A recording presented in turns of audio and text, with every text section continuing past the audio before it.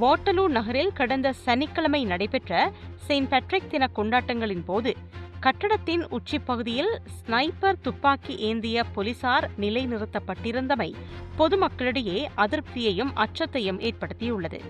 இதுகுறித்து விளக்கமளித்துள்ள வாட்டலூ பிராந்திய போலீஸ் சேவை மற்றும் பாதுகாப்புத்துறை நிபுணர் ஸ்காட் பிளான்ஃபோர்ட், இது ஒரு முன்னெச்சரிக்கை பாதுகாப்பு நடவடிக்கை என்று தெரிவித்தார்.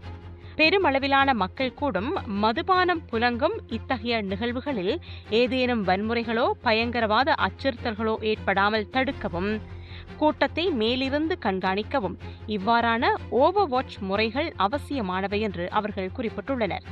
இருப்பினும் அங்கிருந்த மாணவர்கள் மற்றும் பொதுமக்கள் பலர் பாதுகாப்பை விட இது ஒரு அச்சுறுத்தல் போலவே தங்களுக்கு தெரிந்ததாக வேதனை தெரிவித்துள்ளனர்.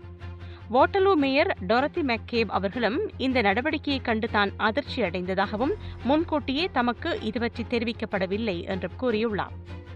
அண்மைக்கால உலகளாவிய வன்முறை சம்பவங்களை கருத்தில் கொண்டு மிக மோசமான சூழலை எதிர்கொள்ளும் திட்டமிடலுடனேயே தாம் செயற்பட்டதாக போலீஸ் தரப்பு நியாயப்படுத்தியிருக்கிறது.